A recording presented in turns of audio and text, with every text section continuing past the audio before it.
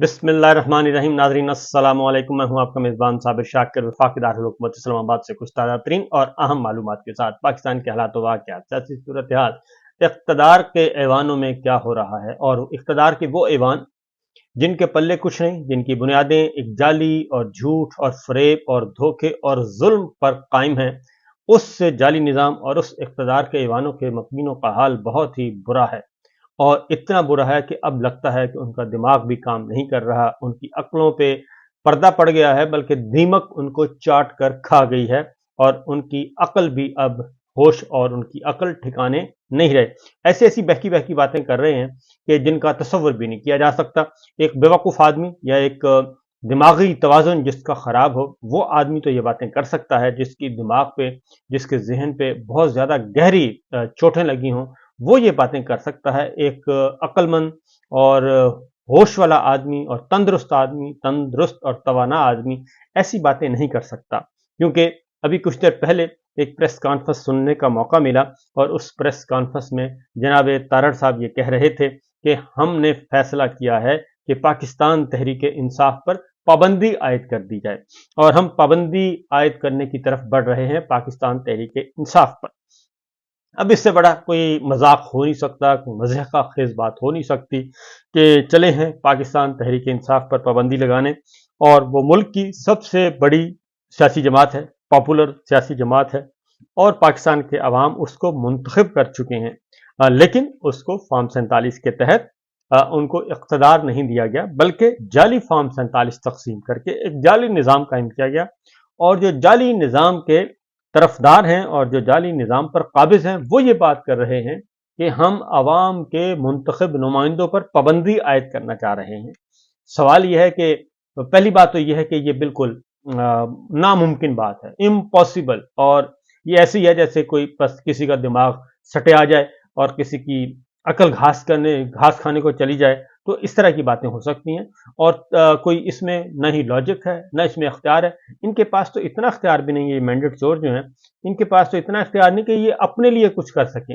अब तो ये बिल्कुल बेचारे मजबूर और लाचार लोग हैं और हर तरफ से ये बंद गली में फंस गए हैं। और न सिर्फ बंद गली में, बल्कि ना इनकी इज्जत, ना इनको दुनिया मिली, ना आखिरत मिली, सब कुछ अपना गंवा बैठे हैं। हाँ, अलबत्ता अपने चंद अरब के मुकदमात जो थे, 1200-1400 अरब रुपए की दौलत इन्होंने जरूर बचा ली है और उसके लिए जो उन्होंने कानून साजी करनी थी करके अपने रेफरेंस खत्म करवा लिए, अपने मुकदमात खत्म करवा लिए, 1200-1400 अरब रुपए का फायदा उठा लिया और मजीद कोई दौलत शौलत अगर बना रहे हैं तो इसके अलावा तो और कुछ नहीं कर रहे। अब ये हुआ क्या है? पहली बात तो ये कि ये मुमकिन नहीं है। मैं आपको बता देता हूँ, कानून ही इस बात की इनको इजाजत, इनके पास इख्तियार ही नहीं है कि ये पाकिस्तान तहरीक इंसाफ तो क्या, एक मामूली सी सियासी जमात पर भी पाबंदी लगा दें जिसकी एक सीट भी नहीं है कौमी असम्बली, सूबाई असम्बली में, ये उस जमात पर भी पाबंदी लगाने का इख्तियार नहीं रखते। और हुआ कुछ ये है कि क्यों ऐसा कर रहे हैं। असल में सुप्रीम कोर्ट का फैसला है और सुप्रीम कोर्ट के फैसले से पहले इन्होंने बहुत कोशिश की जजिस को ब्राइब करने की। जरा मैं माजी में आपको थोड़ा सा एक आध मिनट में, कि ये वही खानदान है और ये कोई खानदान बदले नहीं है, वही खानदान है और वही खानदान, वही सहूलतकार है। तारड़ बिरादरान, आपको मालूम है, तारड़ बिरादरान जब चीफ जस्टिस सज्जाद अली शाह साहब का मामला हुआ था, जब चीफ जस्टिस सज्जाद अली शाह साहब को जब उन्होंने स्टैंड लिया और वो इनके काबू में नहीं आ रहे थे, तो उनको इन्होंने हटाने का फैसला किया और फिर जुडिशल कू हुआ था, यानी कि अदालती बगावत हुई थी और अदालती बगावत इन्होंने करवाई थी। और तारड़ साहब, मरहूम तारड़ साहब गए थे कोयटा और वहां पे उन्होंने जजिस थे, उनको ब्रीफ केस उनके हवाले किए और हवाले करके और उसके बाद आए और आके उन्होंने बगावत कर ली। एक फुल बेंच का फैसला था करके इस तरीके से, और फिर उसके बाद हमला हुआ और वो सारी बातें हमारे सामने हैं। लेकिन नौजवान नस्ल को बताने के लिए कि इन्होंने बाकायदा सुप्रीम कोर्ट पर हमला किया, हमला करवाया और उसके बाद उस वक्त के चीफ जस्टिस सज्जाद अली शाह साहब और उनके जजेस साथ जो काम कर रहे थे उनको भागकर जान बचाना पड़ी और सुप्रीम कोर्ट के अंदर बाकायदा तौर पे जो बलवा हुआ था, बलवाई घुस गए थे हमला आवर और सरकार की सरपरस्ती में अंदर घुसे थे और ये सारा कुछ हुआ। और ये इन्होंने जब चीफ जस्टिस उमर साहब बंदयाल साहब थे, उस वक्त भी जब खैबर पख्तूनख्वा और पंजाब असम्बली के इलेक्शन होने थे, असम्बलियां टूटने के बाद, उस वक्त भी इन्होंने सरकार की सरपरस्ती में हमला किया था अदालत पर, लेकिन वो गेट के अंदर नहीं गए, बाहर ही गालम गलोच करके धमकियां देके चले गए थे। ये इनका पुराना वतीरा है। کہ जजेस को और ब्यूरोक्रेट्स को और जर्नैलों को और जर्नलिस्टों को पहले ये धमकाते हैं और उसके बाद ये फिर ब्राइब करते हैं, यानी कि रिश्वत कोई सूटकेस ले लें, कोई पैसे वैसे ले लें और कोई परमट प्लॉट पैसा इस तरह की चीज़ ले लें, फिर ये ब्राइब ऑफर करते हैं, फिर ये धमकियों पे आ जाते हैं, फिर उनको नाकों चने चबवाते हैं और फिर उनको कहते हैं कि हम आपकी नस्लों का जीना हराम कर देंगे, फिर ये सारा कुछ कहते हैं। और जब ये सारा कुछ काम ना आए तो फिर उन पे हमला करते हैं और हमला करके फिर अपने मकासद हासिल करते हैं। तो ये माजी में सारा कुछ करके देख चुके हैं, लेकिन इस बार ऐसा नहीं हो रहा। और वही तारड़ ब्रदर्स हैं, वही तारड़ बिरादरान हैं और वही शरीफैन हैं, दोनों का कोई तब्दीली नहीं हुई, कोई कॉम्बिनेशन नहीं, कोई चेंज नहीं आई। और इसी तरीके से उस वक्त इन्होंने कोयटा जाके अरशाद हसन खान को अपना हम ख्याल बनाने की कोशिश की थी और अब ये कर रहे हैं।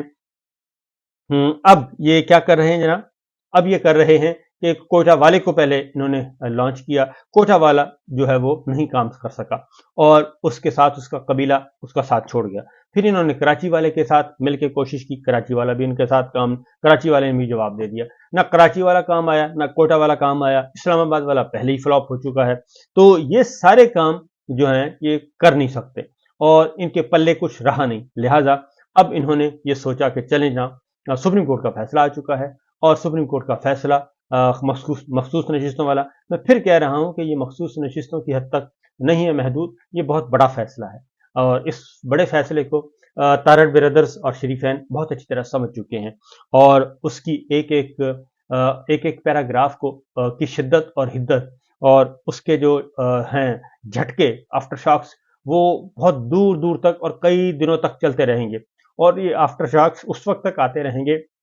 जब तक ये जाली निज़ाम ज़मीन बोस नहीं हो जाता। ये खुद इक़्तिदार छोड़कर भागेंगे, ये खुद इक़्तिदार छोड़कर भागेंगे, ये खुद हुकूमत छोड़ेंगे, ये खुद जान छुड़वाएंगे, लेकिन ये कंबल इनकी जान नहीं छोड़ेगा। और इसलिए आज इन्होंने ये एक प्रेस कॉन्फ्रेंस की और प्रेस कॉन्फ्रेंस में कहा कि जनाब हम पाकिस्तान तहरीक इंसाफ पर पाबंदी लगाने के बारे में जा रहे हैं, लेकिन कानून क्या कहता है? असल मामला ये है कि कानून क्या कहता है किसी भी सियासी जमात पर पाबंदी लगाने के लिए। वो बहुत ही दिलचस्प एक कानून है और ये कुछ भी नहीं कर सकते पाबंदी। ये मैं बता रहा हूँ ना कि पाकिस्तान तहरीक इंसाफ सबसे बड़ी सियासी जमात पर तो बहुत दूर की बात है, ये एक ऐसी जमात पर भी पाबंदी नहीं लगा सकते जिसकी एक सीट भी नहीं है, जिसने इलेक्शन भी नहीं लड़ा, ये उस पर भी पाबंदी लगाने का अख्तियार नहीं रखते। और चूंकि ये जो कानून कहता है वो इस तरह की कोई भी चीज़ होगी, अगर किसी सियासी जमात के खिलाफ कोई ऐसी खतरनाक चीज़ मिल जाए और उसके बारे में ये हुकूमत जो है ये रेफरेंस बना के सुप्रीम कोर्ट ऑफ पाकिस्तान को भेजेगी और सुप्रीम कोर्ट ऑफ पाकिस्तान उसका जायजा लेगी, हतमी फैसला सुप्रीम कोर्ट ऑफ पाकिस्तान करेगी। अब सुप्रीम कोर्ट ऑफ पाकिस्तान क्या कह रही है? सुप्रीम कोर्ट ऑफ पाकिस्तान अभी उस स्याही भी नहीं खुश्क हुई सारे मामले की, कि स्याही भी खुश्क नहीं हुई उस मुकदमे की जो कि उन्होंने मखसूस नशिस्तों पे दिया है। उसमें पाकिस्तान तहरीक इंसाफ के बारे में सुप्रीम कोर्ट का फुल कोर्ट कह रहा है कि पाकिस्तान तहरीक इंसाफ पीटीआई एक सियासी जमात थी और है, इसलिए इस बारे में कुछ नहीं हो सकता। ये वापस जाएंगे सुप्रीम कोर्ट की तरफ और उनको राजी करने की कोशिश करेंगे, लेकिन वहां पहले से फैसला मौजूद है। एक तरफ से ये कह रहे हैं कि जी हम पाबंदी, असल हुआ यह है कि उस फैसले के बाद उस फैसले पर अमल दरामद शुरू हो चुका है और लोग, इनका ख्याल था कि सियासी जमात को ये तोड़ लेंगे, पीटीआई टूट नहीं रही, बिखर नहीं रही, पत्तों की तरह ये खुद बिखर रहे हैं अलबत्ता। तो लिहाजा इन्होंने ये एक शोशा छोड़ा है कि जनाब हम पाबंदी लगाने जा रहे हैं। तो ये सुप्रीम कोर्ट में जाएगा रेफरेंस, सुप्रीम कोर्ट ने फैसला करना होगा और सुप्रीम कोर्ट पहले ही फैसला दे चुकी है, मखसूस नशिस्तों का केस सुन चुकी है और जो बल्ले का निशान छीना गया था, इंट्रा पार्टी इलेक्शन इन्होंने नहीं माने थे, उस फैसले के बारे में भी सारे का सारा मलबा चीफ इलेक्शन कमिश्नर उसके 4 रत्नों पर डाला जा चुका है और अब उनके खिलाफ अगला काम उनके खिलाफ होना है और इनके खिलाफ होना है, ना कि किसी और के खिलाफ जो कि अपोजिशन में है। इसलिए एक और चीज इन्होंने की है कि मखसूस नशिस्तों वाले केस में फौरी तौर पे इन्होंने नजरसानी की अपील दायर कर दी है और मुस्लिम लीग नून ने यह नजरसानी की अपील दायर की है और कहा है कि जी इसको जल्द सुना जाए और 12 जुलाई का फैसला मुअत्तल ना किया गया तो नाकाबिले तलाफी नुकसान होगा। اور پاکستان مسلم لیگ نون پارلیمانی پارٹی سب سے بڑی سیاسی جماعت ہے، یعنی کہ فارم 47 کی مینڈیٹ چوری، الیکشن چوری کے بعد یہ سب سے بڑی سیاسی جماعت ہے، اور پی ٹی آئی نے مخصوص نشستوں کی افتتاحی نہیں کی تھی۔ تو انہوں نے نظر ثانی کی درخواست میں یہ کہا ہے کہ پی ٹی آئی نے تو مخصوص نشستوں کی افتتاح ہی نہیں کی تھی۔ تو یہ سارا کیس تو آلریڈی ڈسکس ہو چکا ہے، یہ تو سارا کچھ ہو چکا ہے، تو اس لیے ان کو اس معاملے میں بھی کچھ نہیں ملنا، اور جن ارکان کو وہ کہتے ہیں پی ٹی آئی کا قرار دیا گیا، انہوں نے کاغذات نامزدگی میں خود کو آزاد ظاہر کیا تھا، جبکہ ان کا فیصلہ تو انہوں نے کرنا ہے۔ تو لہٰذا اب یہ وہ سارے کا سارا جو ایک گریٹر پلان تھا، وہ گریٹر پلان اس کا خراب ہو رہا ہے، اور گریٹر پلان کے تحت انہوں نے ایک بہت بڑا کھیل کھیلنا تھا، اور وہ کھیل کھیلنا تھا ایکسٹینشن کا کھیل جو ہے وہ ہو گیا خراب۔ وہ سارے کا سارا پروجیکٹ جو ہے وہ ان کا بقول شیر افضل مروت صاحب کے بڑھ گیا ہے، اور اس پروگرام کے بڑھنے کے بعد اب ان کے دماغ اور دل پہ گہرے اثرات مرتب ہوئے ہیں، گہری چوٹیں لگی ہیں، اس لیے یہ اب یہ بہکی باتیں کر رہے ہیں۔ تو یہ فیصلہ کرنا ہے جی سیاسی سپریم کورٹ آف پاکستان نے کہ کون سی سیاسی جماعت کام کر رہی ہے صحیح اور کون سی نہیں کر رہی۔ تو بہرحال ایک طرف انہوں نے نظر ثانی کی درخواست دائر کر دی ہے، اور انہوں نے کہا ہے کہ یہ سیٹیں ہماری ہیں، چوری کا مال ہمارا ہے، سب کچھ ہمارا ہے۔ دوسری طرف یہ کہہ رہے ہیں کہ جناب ہم نظر ثانی کی درخواست دائر کر کے، دوسری طرف یہ کہہ رہے ہیں پاکستان تحریک انصاف پر پابندی لگائیں گے، تیسری طرف صنم جاوید کا معاملہ ہے، اور صنم جاوید کو کل گرفتار کیا گیا۔ کل جب عدالت نے ان کو ڈسچارج کیا، اسلام آباد پولیس نے گرفتار کر لیا، کوئی کیس نہیں تھا، کوئی کچھ نہیں تھا، پھر سوچا گیا کیا کیا جائے، اب ان کو بلوچستان کے کسی ایک مقدمے میں گرفتاری ظاہر کی گئی ہے، پھر ریمانڈ لے کے بلوچستان کے حوالے کر دیا گیا۔ اسلام آباد ہائی کورٹ جسٹس میاں گل حسن اورنگزیب نے کہا کہ ان کو پہلے ہمارے پاس لے کے آئیں، ہم فیصلہ کریں گے کہ کیا ہے۔ تو یہ سارے کا سارا ایشو صرف اتنا ہی ہے کہ ان کے ہاتھ پلے کچھ نہیں ہے، یہ اپنا ہر سب کچھ کھو چکے ہیں، ان کی نہ عزت رہی، یہ صرف دولت بچا سکے ہیں، اور ہو سکتا ہے مستقبل میں دولت بھی نہ بچ پائے، کیونکہ جب یہ سارے کا سارا سسٹم تبدیل ہوگا تو پھر ان سے حساب لیا جائے گا، اور شاید یہ سارے کا سارا ٹولہ جو ہے وہ پھنسنے جا رہا ہے، اور ایسا برے طریقے سے پھنسنے جا رہا ہے کہ ان کے وہم و گمان میں بھی نہیں ہے، کیونکہ انہوں نے پچھلے 27 مہینوں میں